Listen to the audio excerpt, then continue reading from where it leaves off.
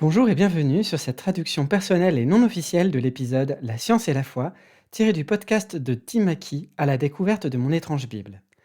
Vous pouvez retrouver l'enregistrement original sur le site de Bible Project en effectuant la recherche du podcast Science and Faith, ainsi qu'une version en anglais sous-titrée en français sur ma chaîne YouTube Psaume 19.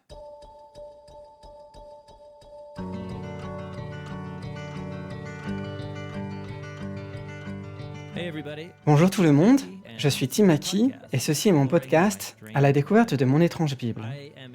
Je suis un fan de la Bible, diplômé en histoire et en langue biblique, qui pense que Jésus est complètement extraordinaire et qu'il vaut la peine d'être suivi de tout votre cœur. Dans ce podcast, je rassemble une décennie de conférences et sermons où j'ai exploré les histoires étranges et merveilleuses de la Bible et comment elles nous invitent dans la mission de Jésus et les chemins de la foi. Et j'espère que cela peut aussi vous être utile. J'ai aussi participé à la création du studio d'animation Bible Project. Nous faisons des animations vidéo et des podcasts sur toutes sortes de sujets de la Bible, de théologie. Vous pouvez retrouver ces ressources sur le site bibleproject.com. Maintenant que nous avons parlé de tout cela, plongeons-nous dans l'épisode de cette semaine.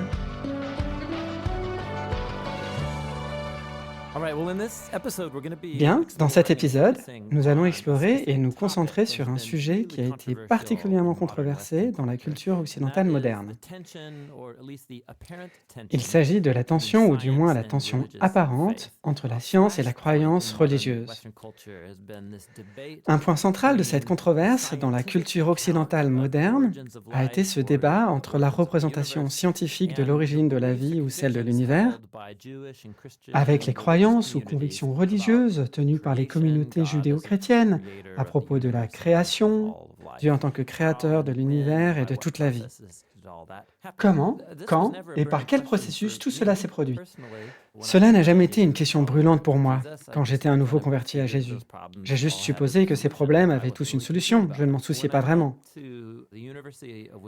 Quand je suis allé à l'université de Wisconsin-Madison aux États-Unis pour faire mon doctorat sur la Bible hébraïque, je suis arrivé dans une église qui avait des professeurs en biologie, en écologie.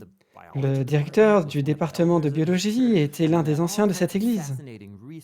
J'ai rencontré toutes sortes de chercheurs fascinants et d'étudiants diplômés, dont la plupart ne voyaient aucun problème à concilier leur engagement dans la méthode scientifique avec leurs croyances religieuses. Cependant, j'ai aussi rencontré beaucoup d'étudiants et d'enseignants qui étaient dans un tiraillement profond. Ils avaient grandi avec un ensemble de croyances concernant la façon dont le monde est venu à l'existence, qui sont considérées ou enseignées dans des églises, comme étant l'enseignement de la Bible sur tous ces sujets.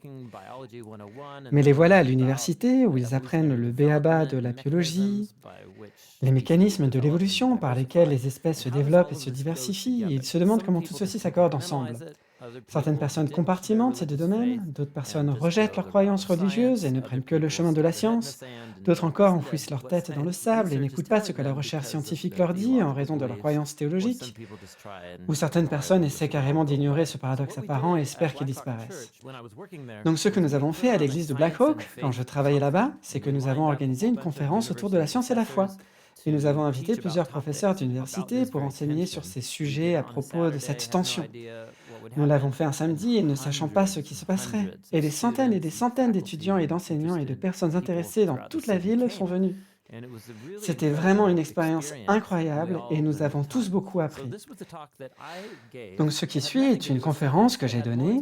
Elle n'avait rien à voir avec la science, mais elle portait plutôt sur la façon de lire les deux premières pages de la Bible, sans imposer de vision occidentale moderne du monde ou de l'univers sur ces chapitres, mais plutôt les comprendre comme les anciens textes hébreux qu'ils sont et ce qu'ils nous disent à propos de la nature du monde. Que vous soyez une personne croyante ou non, nous devons respecter le fait qu'ils sont des textes hébreux produits par d'anciens auteurs qui font des affirmations à propos de Dieu, du monde et des humains et ce qu'ils renferment. Quelles sont ces affirmations et comment pouvons-nous respecter les chapitres 1 et 2 du livre de la Genèse sur ce qu'ils disent selon leurs propres termes, à la lumière de leur propre langage et culture? Voilà de quoi parle ce podcast et j'espère qu'il vous sera utile.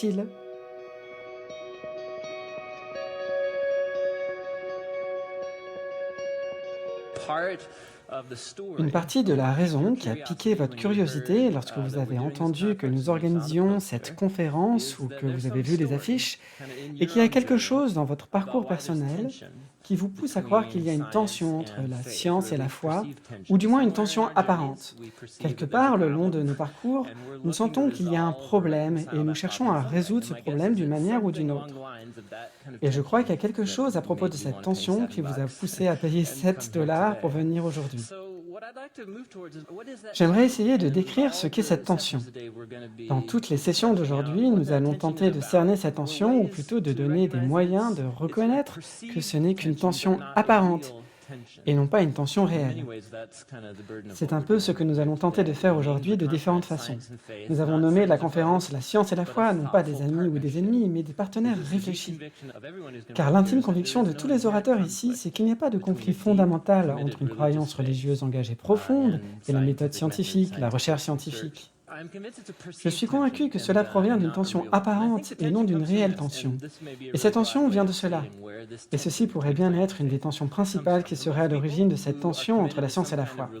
La plupart des personnes qui ont une vision du monde basée sur une religion ou une croyance est souvent de près ou de loin en rapport avec la Bible, les Écritures.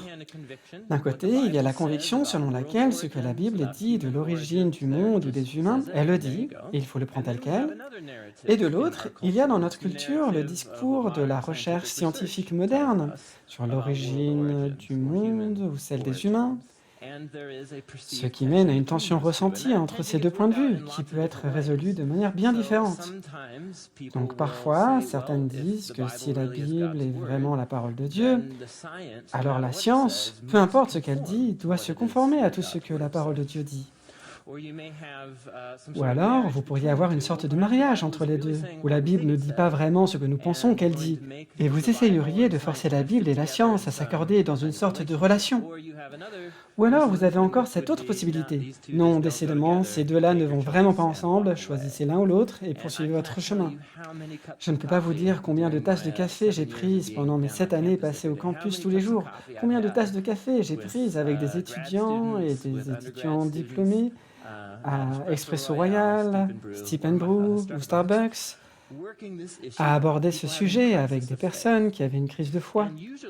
D'habitude, peu importe votre point de vue sur la question ou comment vous résolvez la tension, vous partez d'une hypothèse de base. Ce postulat est que la Bible a des choses très précises et détaillées à dire sur les mécanismes matériels, biologiques et géologiques par lesquels le monde et les humains sont venus à l'existence. Je ne prétends pas être dépourvu de biais. J'ai une opinion personnelle sur la façon d'interpréter cela, mais elle n'a rien à voir avec la science.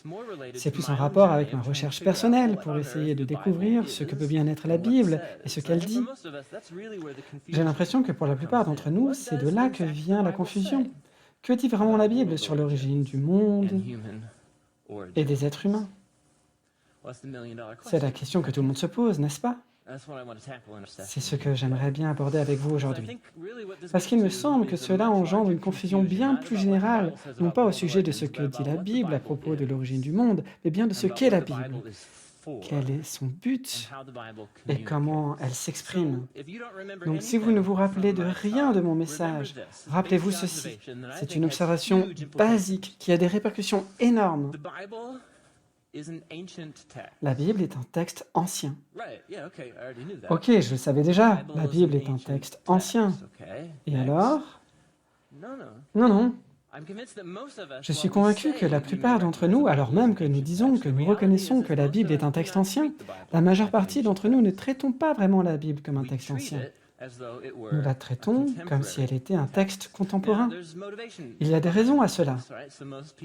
La plupart des gens, issus plus ou moins de traditions chrétiennes, protestantes ou catholiques, pensent que la Bible est en quelque sorte la parole de Dieu, que Dieu parle à son peuple d'une manière toute particulière avec ses textes. Donc nous cherchons dans ces textes une parole de Dieu pour nous. Mais comment cela fonctionne exactement? C'est un peu confus pour la plupart des gens sur ce que cela veut dire. dire. Ce qui se passe en général, c'est que les gens lisent la Bible dans la langue de leur choix. Souvent une traduction, en anglais, français, allemand, espagnol, peu importe la langue dans laquelle vous lisez la Bible. Nous faisons tout de suite un rapprochement entre les mots de la Bible et nos vies, ainsi que notre monde. Et nous attendons une correspondance immédiate entre ce que dit la Bible et ma langue, ainsi que les idées que je pourrais avoir sur le monde. Et cela mène à ce conflit de plein de manières différentes, comme par exemple entre la science et la foi. La Bible affirme ceci et cela comme ayant une valeur spirituelle en la lisant dans ma langue, et voici ce que la science dit, et il y a une tension. Je pense que nous avons besoin de revenir à une étape bien plus fondamentale, car nous essayons peut-être de relier des choses qui ne devraient pas l'être. Si la Bible est un texte ancien, cela veut dire avant tout qu'elle est un moyen de communication. Mais nous prenons rarement en considération ce que cela veut vraiment dire, car toute forme de communication doit par nature être faite dans une langue particulière, ainsi qu'une culture particulière et un contexte historique. Faisons une petite expérience de pensée afin de rendre cela un peu plus concret. Si je dis les mots, mais mes lèvres me font vraiment mal. Combien d'entre vous savent exactement ce que je suis en train de faire maintenant? Ok. Combien d'entre vous ont compris les mots, mais mes lèvres me font vraiment mal? Nous avons tous compris ce qu'ils veulent dire. Mais seule une petite poignée d'entre nous ont vraiment compris l'allusion que je faisais. C'était une référence culturelle à l'un des films les plus géniaux et absurdes du début des années 2000, selon moi. Ce groupe est restreint et se réduit au fur et à mesure comme je m'en aperçois. Les étudiants de nos jours, quoi? Napoleon Dynamite? Tu plaisantes? Nous comprenons tous les mots, mais mes lèvres me font vraiment mal. Mais pour comprendre la vraie signification, le contexte, la portée et la référence auxquelles ces mots font allusion, vous devez y travailler. Vous devez en connaître le contexte culturel et la référence, ce qui n'est qu'un petit nombre d'entre nous. Si je dis « téléporte-moi Scotty », combien d'entre vous voient à quoi je fais référence? Ok, exactement. C'est une référence culturelle bien plus large. Maintenant, supposons que dans 100 ans, nous allions de l'autre côté de la planète. Nous allions au Vietnam et nous disions « téléporte-moi Scotty ». Qui va comprendre de quoi nous parlons? Personne. C'est un principe fondamental de la communication. La communication ne dépend pas seulement des mots, mais de la culture. Toute forme de communication implique un ensemble de connaissances culturelles, contextuelles, etc. Donc cela n'est pas qu'une question du sens des mots. Toute forme de communication est une expérience interculturelle, pensez-y. Peut-être qu'il ne s'agit d'une expérience interculturelle qu'entre vous et moi. Nous pouvons vivre dans le même pays et parler la même langue. Cependant, même là, mes lèvres me font vraiment mal. Nous avons besoin d'une expérience interculturelle pour comprendre le sens de ces mots. C'est la base de la communication. Vous ne partiriez jamais du principe, du moins je l'espère, qu'en allant en France, vous vous baladiez à Paris, et que tout le monde parlerait anglais avec vous, aimerait manger des Big Mac et parler des idoles américaines. Ce serait le comble de l'arrogance culturelle. Aller dans une autre culture et s'attendre que leur langue, leurs mots, leurs idées s'accordent à ma façon de voir le monde. Vous ne feriez jamais cela. Cependant, je pense que la plupart des lecteurs de la Bible font exactement cela lorsqu'ils ouvrent les pages de la Bible. Nous supposons que les mots sur la page vont immédiatement correspondre à ma façon de voir le monde, ma culture, ma compréhension culturelle.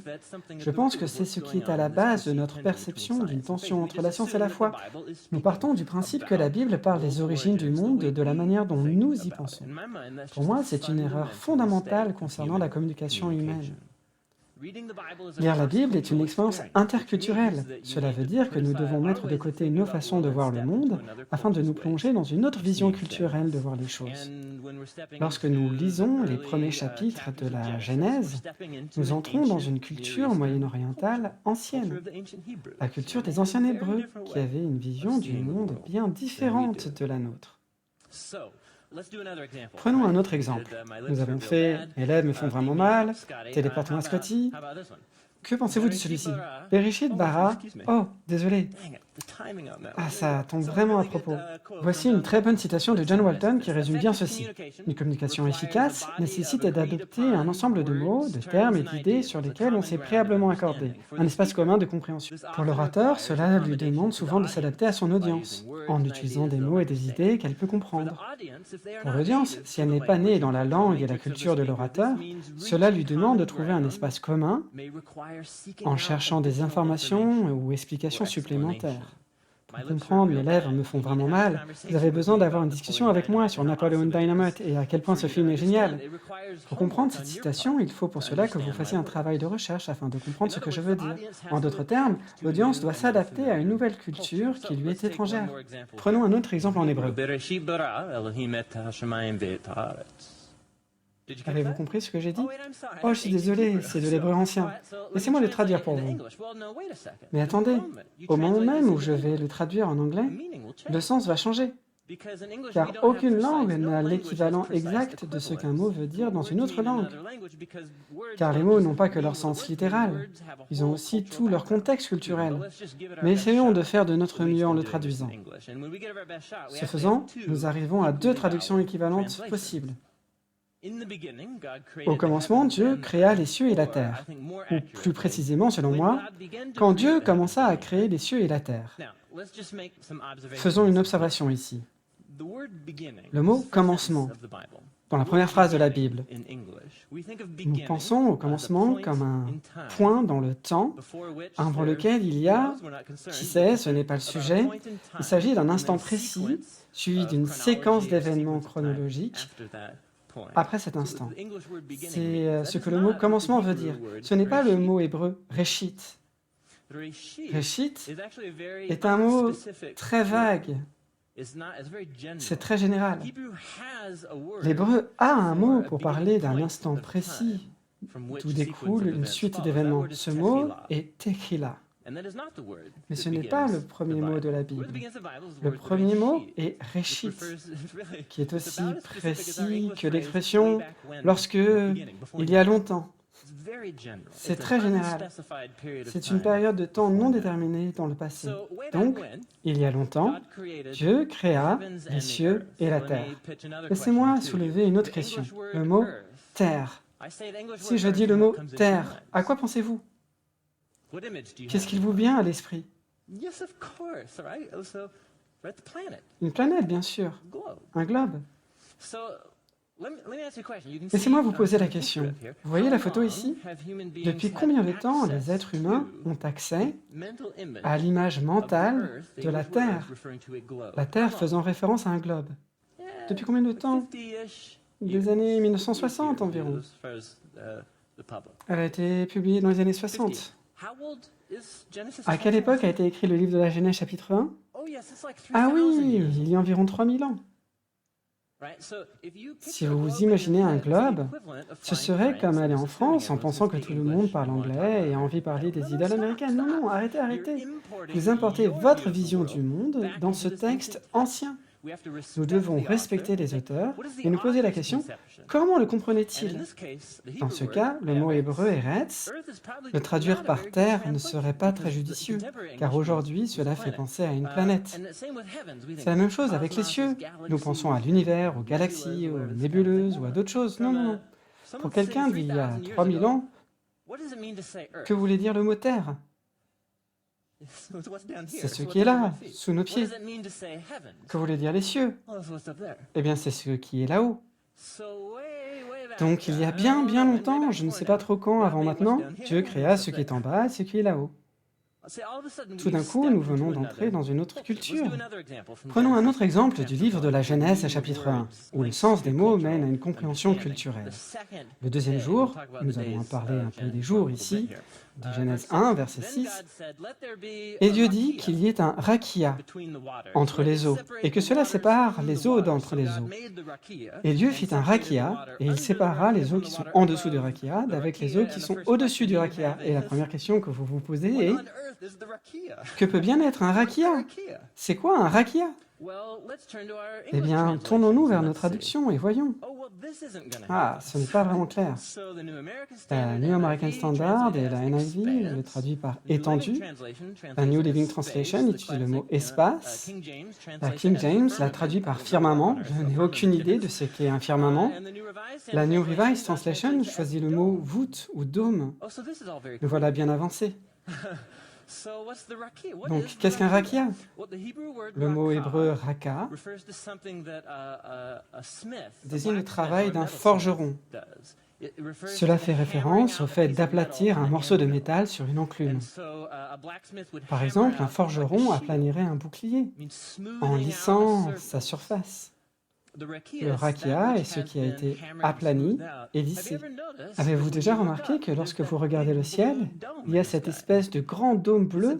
C'est un dôme, n'est-ce pas? Si vous allez en hauteur, ça ressemble à un dôme. Savez-vous pourquoi il est bleu? Eh bien, qu'y a-t-il au-dessus de ce dôme bleu dans le ciel? Il y a de l'eau. Il supporte une vaste étendue d'eau. Et comment savez-vous qu'il y a de l'eau là-haut? C'est parce que de temps en temps, les écluses du rakia s'ouvrent et font tomber un peu d'eau qui est là-haut, sur nous, en bas. Puis elles se ferment et il s'arrête de pleuvoir. Waouh, qu'est-ce que c'est que ça? Nous venons d'entrer dans une autre culture. Dans la compréhension des anciens Hébreux, il y a un grand truc solide là-haut. C'est ce que le mot rakia veut dire. Ce qui a été martelé, et lissé, voire étalé comme la canopée dans d'autres passages de la Bible. Il s'agit juste de sciences anciennes. Là, dans le livre de la Genèse, chapitre 1, de nos jours, il n'y a pas de truc solide là-haut. La Bible a tort. La parole de Dieu est fausse. Non, non, non. La Bible parle du monde dans un autre langage que notre culture en parle, et nous devons le respecter. Cela soulève alors une grande question. Peut-être que le but de la Bible n'est pas de nous informer en priorité sur la nature physique du monde, ou sur l'anatomie humaine. Dans la Bible, vous ne pensez pas avec votre cerveau, car il n'y a pas de mot hébreu pour cerveau. Ce n'est qu'une chose. En lisant la Bible, d'où croyez-vous que viennent les émotions et les pensées humaines? Elles viennent de votre cœur, qui est situé bien plus bas. Vous pouvez carrément penser avec vos tripes, littéralement vos entrailles, vos intestins. Nous savons que la pensée est traitée par le cerveau, donc la Bible a tort. Non, non. Cela veut dire que le but de la Bible n'est pas de nous parler de l'anatomie et la physiologie humaine. Donc le but de la Bible doit être quelque chose d'autre. Cela soulève bien d'autres questions et nous amène bien plus profondément dans les choses. Et peut-être que le dessein de la Bible n'est pas de nous parler de la nature physique du monde. Vous pouvez jouer le jeu, et certains d'entre vous l'ont déjà fait et ont peut-être été perturbés en cherchant toutes les références de la Bible sur la structure du monde, comment il a été construit, et vous obtenez le solide rakia bleu là-haut. Avez-vous déjà entendu la Bible faire référence aux fondations du monde? Il a établi la terre sur ses fondements, elle ne sera jamais ébranlée. Le Seigneur l'a posée sur des fondations, comme il est dit dans le livre de Job. De quoi s'agit-il? C'est l'idée selon laquelle la Terre est plate, évidemment, car la Terre a des extrémités, vous pouvez le lire dans la Bible, et elle flotte. Comment le savez-vous? Si vous creusez profondément dans le sol, qu'allez-vous éventuellement trouver? Vous trouverez de l'eau. Nous flottons. C'est évident. Bien sûr que nous flottons. Alors qu'est-ce qui nous empêche de couler? Elle doit être posée sur des fondations. Qu'est-ce qui maintient le rakia dans le ciel? C'est dans le livre des psaumes. Ce sont les montagnes qui soutiennent le ciel. Au-dessus du rakia se trouvent les eaux, puis le domaine de Dieu, qui correspond au temple dans le domaine des humains ici, car le ciel et la terre ne sont pas déconnectés dans la Bible, mais sont interconnectés et se chevauchent. Le domaine de Dieu est établi au-dessus des eaux. C'est ainsi qu'un ancien Israélite voyait le monde. Cela ne veut pas dire que la Bible a tort, mais que la Bible est un texte ancien. Et peut-être que le but de la Bible est de nous parler d'autre chose que la structure physique du monde. Donc, voyons. À aucun endroit de la Bible, Dieu choisit de mettre à jour la science ancienne de la Bible. En d'autres termes, vous ne trouverez nulle part dans la Bible une actualisation par rapport à la compréhension du monde physique ou de la physiologie humaine qu'avaient les anciens Hébreux. Rien de ce genre. Ce n'est juste pas le but de la Bible. Alors si nous allons dans Genèse 1 pour rechercher le Big Bang, la biosphère ou la théorie de l'évolution, c'est comme si nous allions en France en supposant que tout le monde y parle anglais. Ne faites pas ça. La Bible essaie de faire quelque chose d'autre. Afin que vous voyez que je n'invente rien, je vais juste citer les propos de Peter Enns, un théologien spécialiste de l'Ancien Testament. La Bible appartient à un monde ancien dans lequel elle a été produite. Elle n'est pas un livre abstrait d'un autre monde comme si elle était tombée du ciel. Elle est reliée et donc adressée aux personnes de cette ancienne culture. Les aspects culturels de la Bible ne peuvent pas être considérés comme des détails qui peuvent être ignorés afin d'arriver au sens profond, aux vérités atemporelles. Au contraire, c'est bien pour cela que le christianisme est une religion historique. La parole de Dieu reflète les différentes périodes historiques dans lesquelles elle a été écrite. Alors que nous découvrons de plus en plus de choses sur ces périodes de l'histoire, nous devrions appliquer avec joie les implications de ces contextes historiques sur notre façon de voir la Bible et nos attentes sur ce qu'elle a à nous dire. Lorsque nous nous tournons vers ces premiers passages de la Bible, Genèse chapitres 1 et 2, cela veut dire que nous devons mettre de côté notre compréhension culturelle et dire simplement « Ok, ancien auteur hébreu, qu'essaies-tu de faire? Laisse-moi me mettre à ta place.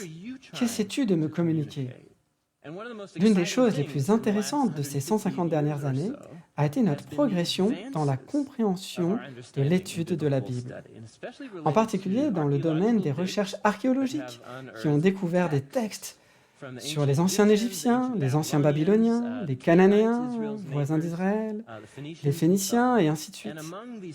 Parmi ces textes des contemporains d'Israël se trouvent des documents qui datent de l'époque de la Bible, voire bien avant elle. Lorsqu'ils parlent de l'origine du monde, ils le font de manière très similaire aux idées et aux motifs que nous trouvons dans les premiers chapitres de la Genèse. Ce n'est pas menaçant, c'est passionnant. Car cela veut dire que nous pouvons encore mieux nous mettre à la place des auteurs de la Bible, afin de découvrir ce qu'ils veulent nous communiquer. William Brown du Columbia Seminary l'exprime en ces termes. Les rédacteurs de la création dans la Bible ont hérité d'un véritable trésor de tradition ancestrale par la culture de leurs voisins. Au lieu de créer leur récit ex nihilo, du latin pour « à partir de rien », qui est un bon jeu de mots dans un ouvrage au sujet de la création, les écrivains de la Bible ont développé leur tradition en dialogue avec les grandes traditions religieuses et des cultures alentours, en particulier celles originaires de Mésopotamie, d'Égypte, ainsi que celles des Cananéens, leurs voisins les plus proches.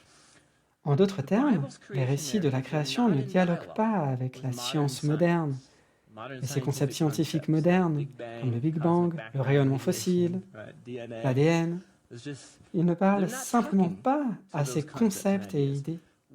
Ce que les récits de la création biblique font, c'est dialoguer avec leurs voisins.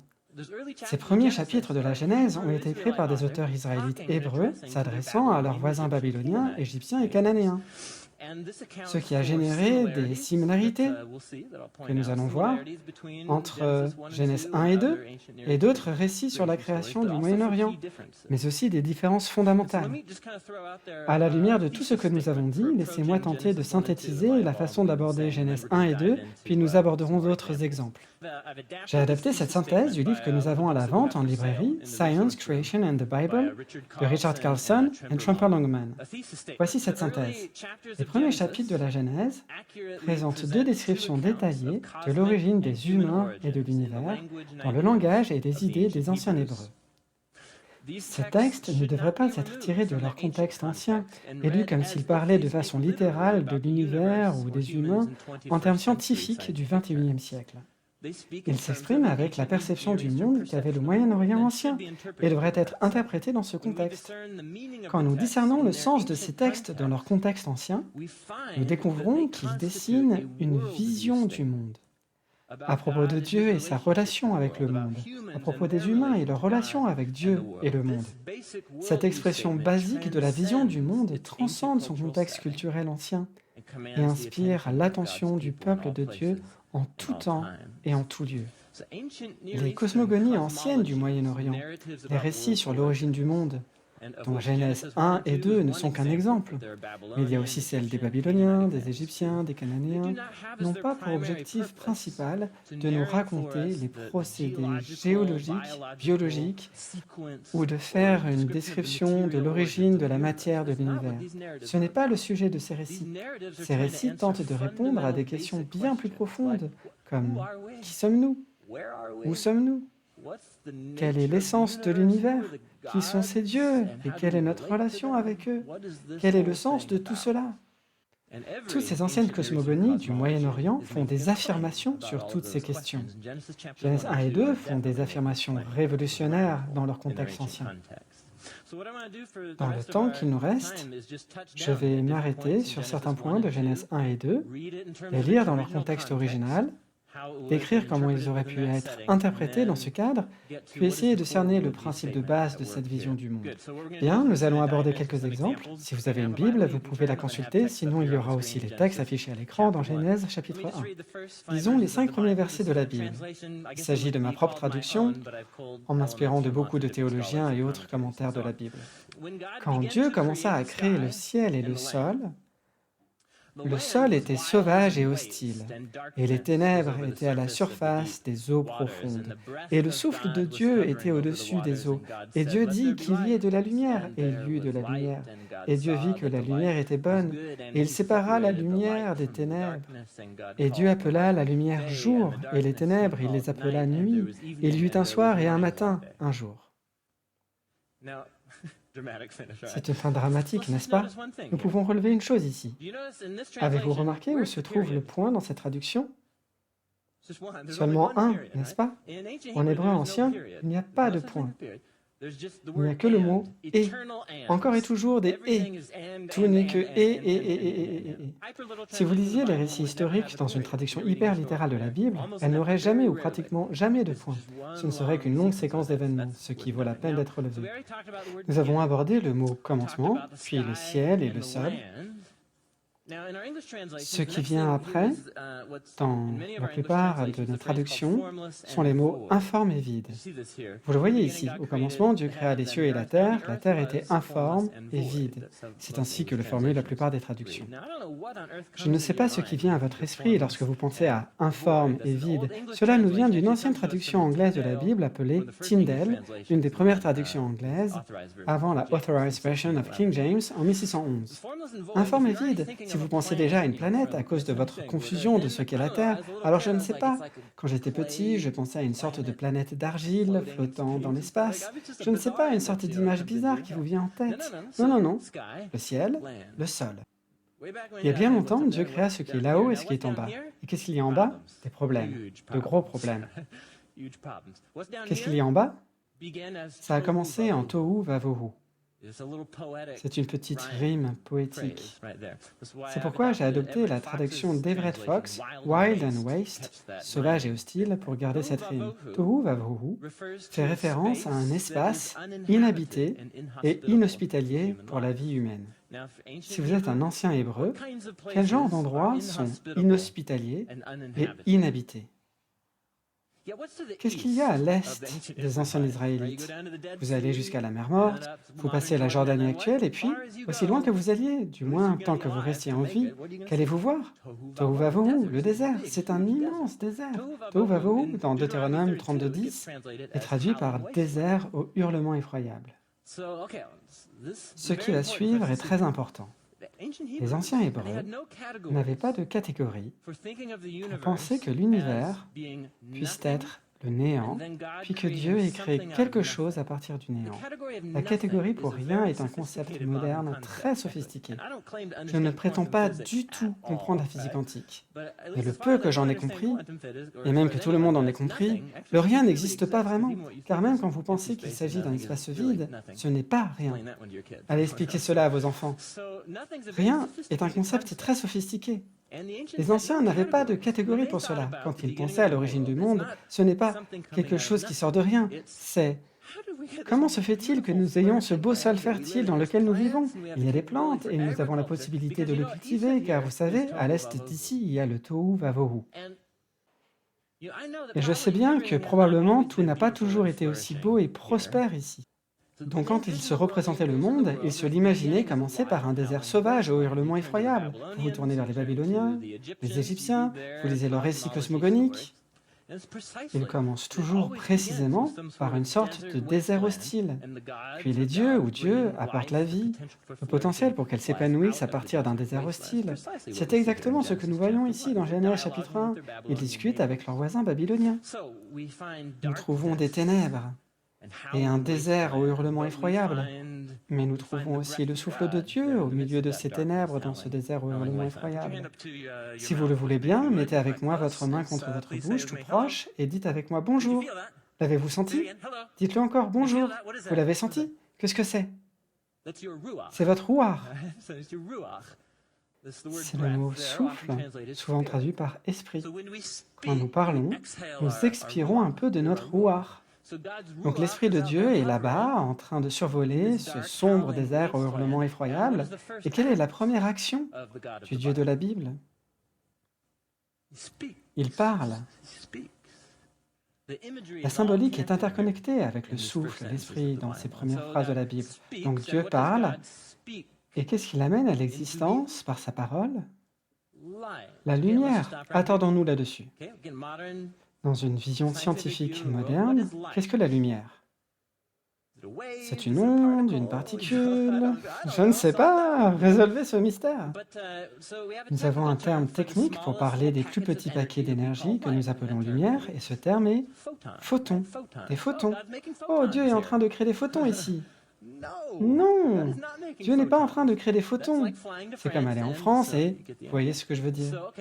Alors essayons de nous plonger dans leur culture. La lumière n'est pas une chose. Vous pouvez lire beaucoup de commentaires et ils supposent que puisque dans notre culture, la lumière est une chose, ce doit être de cela que parle Genèse 1. Mais non, pas du tout. La lumière n'est pas une chose. Comment Dieu appelle la lumière?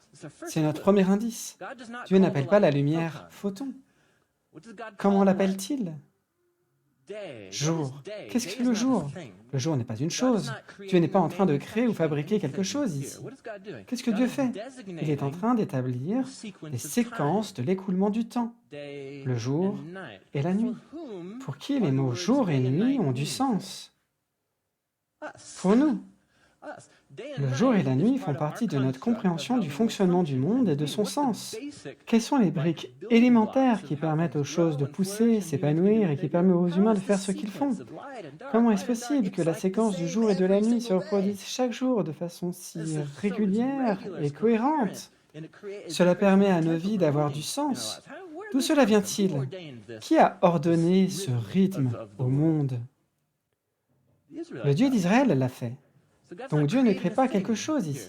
Lorsque vous observez ce qui se passe au cours des différents jours de Genèse chapitre 1, la plupart du temps, Dieu ne fait ou ne fabrique rien à proprement parler. Il crée, comme le dit John Walton, dont nous avons parlé précédemment et dont le livre est à la vente, il apporte des fonctions et de l'ordre à partir du chaos. Il crée le potentiel pour le beau et le sens à partir du chaos. Cette perception de Dieu dans Genèse 1 serait révolutionnaire dans l'ancien Moyen-Orient. Car dans l'ancien Moyen-Orient, l'un des motifs cosmogoniques les plus courants, en particulier chez les Babyloniens et les Cananéens, est celui de la théomachie.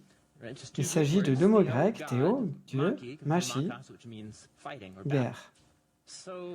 L'une des descriptions les plus anciennes des origines du monde que nous avons des anciens Sumériens est l'idée de la divinité sumérienne Ningursu combattant un dragon à 7 têtes. Il tue le dragon, l'ouvre et des deux parties de son corps, il crée les cieux et le sol.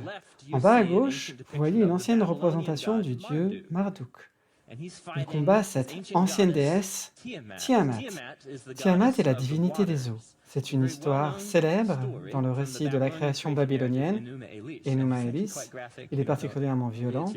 Ne le lisez pas à vos enfants quand ils sont trop petits. Marduk est le dieu de Babylone. Il va fonder Babylone et faire d'elle la plus grande et puissante nation qui ait jamais existé. Il se bat avec Tiamat. Il crée un énorme vent pour arriver jusqu'à Tiamat. Il attrape Tiamat et lui ouvre la bouche en soufflant fort sur elle. Elle est à sa merci, vous pouvez visualiser la scène, avec ses lèvres qui s'écartent. Marduk tire une flèche dans sa bouche, la transperçant, c'est atroce. Puis Marduk met ses deux mains dans sa mâchoire et déchire Tiamat en deux. Une moitié fait le ciel et l'autre fait le sol. En bas à droite, vous voyez le dieu cananéen Baal, mais nous écorchons souvent son nom en Baal. Les voisins cananéens contemporains d'Israël ont une cosmogonie à propos de Baal qui combat le même dieu de la mer, mais dans leur langue il s'appelle Yam. C'est la même chose, Baal tue Yam, il se bat aussi contre un autre dieu pour apporter l'ordre à partir du chaos afin de créer le monde. Et de façon intéressante, ce dieu s'appelle Liton, qui est un mot apparenté au nom hébreu que vous pouvez retrouver dans vos Bibles, Léviathan. Quand Baal tue Liton, qui est Liton? Un serpent. Un serpent qui s'enfuit. Il a anéanti le serpent vicieux, ce tyran aux 7 têtes. Les têtes se sont échauffées, puis elles ont desséché. Après que Baal ait tué Yam et Liton, Baal crée son palais royal. Lors d'une cérémonie de 7 jours, il inaugure son règne sur la création. Quelle est la représentation du monde révélée dans ces récits? Le monde est le résultat de conflits violents. Cela crée soudain un précédent. Quelle est la nature de l'humanité? Comment devons-nous nous comporter les uns avec les autres afin de nous épanouir dans le monde? La nature de l'humanité est fondée sur un récit de conflit et de violence. Comparez cette histoire avec celle de Genèse 1. Imaginez un voisin israélite prendre une tasse de café avec son ami babylonien et lui dire « Tu sais quoi? Le monde est un peu différent. » À vrai dire, le monde n'est pas le résultat d'un conflit violent entre les dieux. Le monde est le produit de ce Dieu incomparable. C'est le Dieu d'Israël, celui-là même qui nous a sauvés de l'esclavage en Égypte. Et ce Dieu n'a pas de rivaux. Le monde que ce Dieu a créé n'est pas le résultat d'un conflit violent et égoïste. Non, non, non. Ce Dieu crée le monde comme un artiste royal. Il ordonne par sa voix, comme un roi, et les choses viennent à l'existence. Le monde qu'il a créé est un monde de bonté. C'est un monde de beauté. C'est une œuvre d'art. Cette machine, ce bébé ronronne. Tu vois ce que je veux dire? Car le jour et la nuit s'enchaînent, ce Dieu a rempli le monde de capacités d'autogénération, de se multiplier et ainsi de suite. C'est l'expression d'une représentation du monde. C'est ce qu'est Genèse 1. Alors quel est le rapport des 7 jours dans tout cela? Pour un ancien auteur israélite, encore une fois John Walton le résume bien dans son livre, je vais le citer brièvement, 7 jours auraient tout de suite fait sens par rapport à une référence culturelle, exactement comme mes lèvres me font vraiment mal. La structure en 7 jours de Genèse 1 aurait tout de suite fait appel à une référence culturelle pour un lecteur israélite. Car 7 jours était la période officielle pendant laquelle un ancien roi israélite, ou un roi du Moyen-Orient, au début de son règne, aurait proclamé son autorité sur le temple. Il y aurait eu soit la construction d'un nouveau temple, soit l'inauguration d'un temple existant, afin de montrer que dorénavant ce roi règne sur l'Empire, l'univers, etc. Vous pouvez même le lire dans la Bible. Quand Salomon construit le temple, il le fait en 7 ans. Il organise une fête de consécration de 7 jours, puis une cérémonie d'inauguration de 7 jours. Et que se passe-t-il le 7e jour de cette cérémonie? Dans le récit de Un roi, la présence de Dieu vient habiter le temple. Dieu vient se reposer dans son temple. Ce que les théologiens ont souvent remarqué dans Genèse chapitre 1, c'est sa symétrie, la structure symétrique artistique de Genèse 1. Vous avez 2 aspects. Dieu organise des structures qui donnent du sens au monde, le temps, le ciel et la météo, le sol et la végétation et l'agriculture. Puis les 3 jours suivants, Dieu crée les administrateurs ou les habitants de ces domaines, avec le soleil, la lune et les étoiles qui guident notre perception du temps, avec les habitants de la mer, du ciel. Et le 6e jour, les humains sont à l'apogée de l'œuvre créatrice de Dieu. Bien des théologiens s'accordent, comme John Walton, dont nous avons le livre à la vente, à démontrer que Genèse 1 n'essaye pas de nous parler de chronologie, d'une séquence chronologique des origines du monde. Il ne s'agit pas de chronologie cosmique, mais de théologie cosmique. C'est faire une affirmation théologique sur la nature du monde, que le monde est le temple de Dieu, que le monde a de l'ordre et de la cohérence. Notre monde est venu à l'existence par des ordres sensés et cohérents, non par des conflits violents, mais par la beauté, le sens, l'ordre. Et au couronnement de l'œuvre créatrice de Dieu, comme tout ancien roi du Moyen-Orient, il est venu se reposer dans son temple. Ce qui est fascinant, c'est que dans les 6 premiers jours de Genèse 1, il y a une petite formule de conclusion. Un jour et un matin, premier jour. Un jour et un matin, deuxième jour. Troisième, quatrième, cinquième, sixième. Il n'y a pas de formule de conclusion pour le 7e jour. Et pourquoi? Est-ce que Dieu ne règne plus sur le monde? Non, Dieu règne et est en contrôle du monde. Le 7e jour n'a pas de fin. Nous sommes dans ce 7e jour. C'est l'affirmation théologique de Genèse 1. C'est ce que les anciens Israélites commémoraient tous les 7 jours, afin de se reposer dans la confiance que Dieu règne sur le monde. C'est une façon différente de voir l'origine du monde. C'était Genèse 1 en 15 minutes.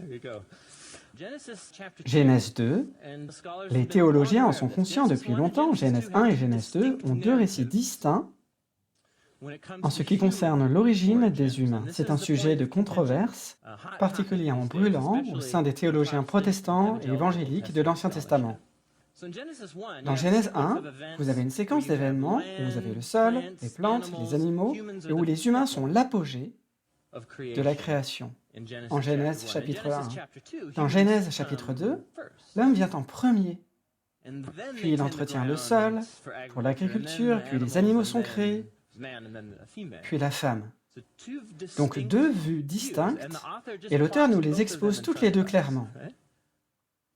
C'est le premier indice qui montre que si vous voulez avoir une interprétation littérale, vous avez un immense problème dès le début. Peut-être que l'auteur n'essaie pas de nous parler de chronologie, mais plutôt de présenter 2 affirmations distinctes sur le monde qui nous entoure. Lorsqu'il s'agit de parler de l'origine des humains, encore une fois, l'auteur israélite dialogue avec son voisin babylonien en faisant une affirmation révolutionnaire. Donc nous allons nous focaliser sur l'humanité dans Genèse chapitre 2. Voici l'affirmation au chapitre 2. L'Éternel Dieu façonna l'homme, et si vous avez fréquenté l'église de Black Oak depuis un certain temps, vous connaissez le mot hébreu pour homme parce que je le dis souvent, Adam, Adam, qui veut dire humanité. Dieu façonna Adam de la poussière de la terre, il insuffla un souffle de vie dans ses narines, et l'homme devint un être vivant. Nous entendons cela et nous nous mettons à penser, ok, apparemment Dieu a des mains, il les plonge dans la terre pour former cette motte d'argile. Attendez, non, non, non, non. L'ancien auteur israélite est assis avec son voisin babylonien, là, dans Genèse chapitre 2. L'idée que Dieu forme les humains à partir de l'argile de la terre est un motif très commun dans les anciennes cosmogonies du Moyen-Orient. Dans les cosmogonies babyloniennes, dont l'une des plus célèbres est l'épopée d'Atrahasis, les dieux en ont assez de travailler pour subvenir à leurs besoins. Ils veulent créer des êtres afin qu'ils soient leurs esclaves. Ils se disent donc les uns aux autres, « Personne d'entre nous n'aime le dieu Kingu, alors tuons-le, égorgeons-le et versons son sang sur l'argile de la terre. De l'argile mélangée au sang, nous ferons des humains afin qu'ils soient nos esclaves. » C'est ainsi que c'est raconté, jusqu'à ce que les humains fassent trop de bruit. Alors ils se fâchent contre eux en leur envoyant des inondations cosmiques pour les anéantir, et l'histoire continue. L'idée que les humains soient le résultat d'un acte de meurtre et de sang, tout en étant divins et de terre. Les humains sont à la fois de la terre, tout en étant connectés au divin. Un auteur israélite intervient dans cette conversation et dit « Oui, mais... » Nous savons que les humains sont de la terre, car ils meurent, pourrissent et retournent à la terre. Et nous savons qu'il y a quelque chose d'unique chez les humains, qui nous connecte au divin. L'image du souffle divin ici. Et ils utilisent la même image que leurs voisins babyloniens, formée de l'argile. Le mot hébreu pour former ici est le terme technique yatsar, qui décrit le travail d'un potier, assis à son tour pour former un pot à partir d'une motte d'argile. L'affirmation singulière, la vision du monde de Genèse 2 est la suivante. Non, les humains ne sont pas les esclaves des dieux. Dieu était le premier à planter le jardin et de faire du monde un endroit beau et prospère. Ce qui se passe ici, c'est que Dieu crée une créature de sa propre nature divine, mais aussi connectée à la terre. Comment les humains sont traités par Dieu en Genèse 2? De façon merveilleuse. Il leur accorde d'énormes quantités de biens fonciers. Il leur dit « Profitez-en, amusez-vous, imitez mes actes créatifs en devenant co-créateurs, en faisant prospérer le monde. Allez-y, profitez !» C'est une vision complètement différente de la nature de l'humanité. C'est une vision digne. Tous les humains sont remplis de la nature et du caractère divin. Un théologien de l'Ancien Testament le dit en ces termes. C'est de là que vient l'imago Dei, les humains reflétant l'image de Dieu. C'est une idée révolutionnaire pour le Moyen-Orient, que tous les humains sont faits à l'image de Dieu. Genèse 1 et 2 affirment que Dieu a accordé l'identité de prêtres royaux en tant qu'imago Dei à toute l'humanité, alors que le pouvoir dans l'empire babylonien et assyrien n'était concentré que dans la main de quelques-uns, le pouvoir dans Genèse 1 est diffusé et partagé. Tous les humains sont faits à l'image de Dieu. L'image de Dieu n'est plus l'exclusivité d'une élite privilégiée, mais tous les humains, masculins et féminins, sont créés en tant qu'administrateurs royaux de Dieu, auxquels leur a été confiée la tâche privilégiée de régner au nom de Dieu. Cette démocratisation de l'imago Dei en Genèse 1 constitue une critique implicite de toute la structure de la prêtrise royale au sein de la société de la Mésopotamie ancienne. Il y a une affirmation révolutionnaire sur la nature des humains en Genèse 2.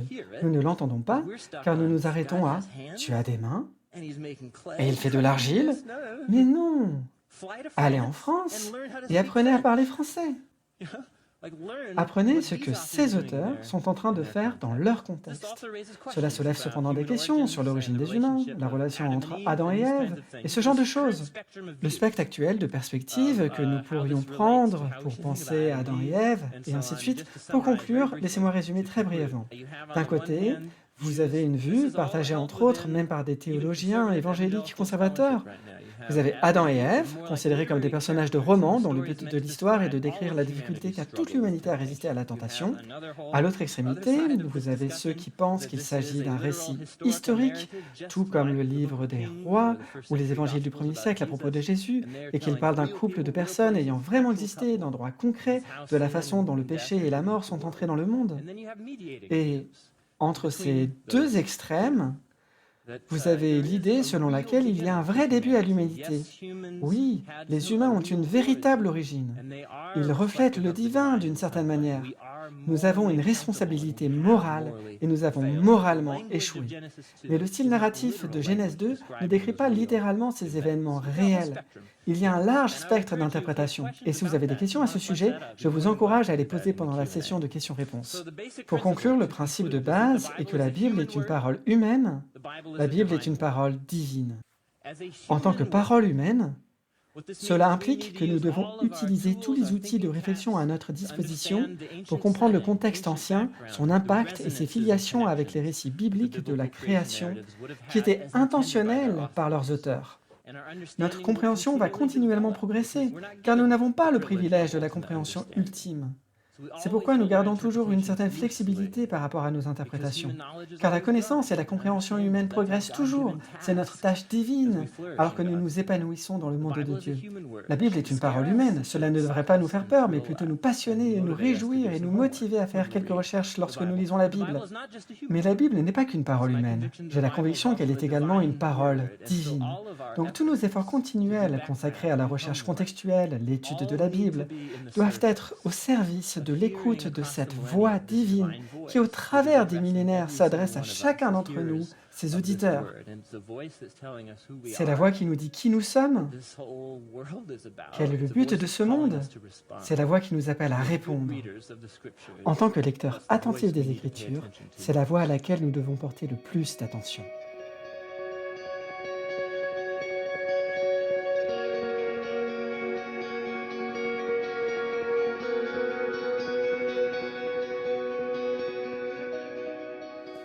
J'espère que cela vous a été utile et par-dessus tout que c'était stimulant.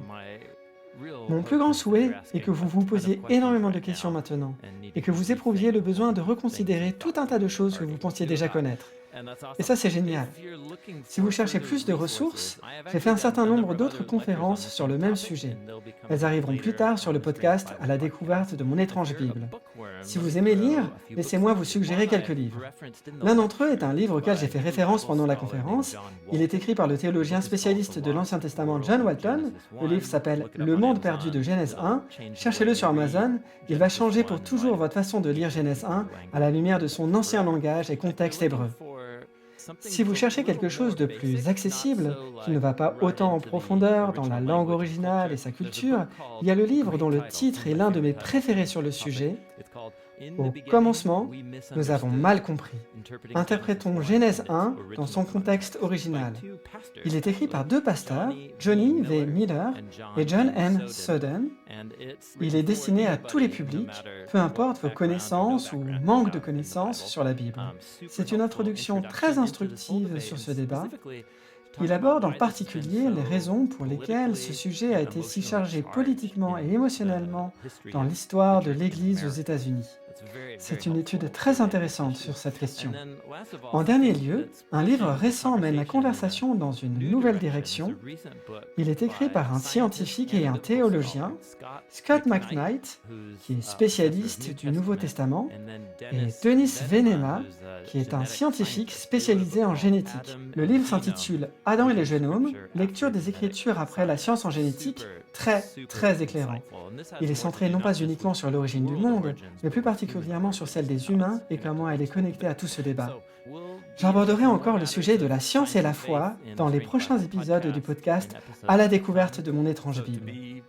Affaire à suivre. Merci d'avoir écouté.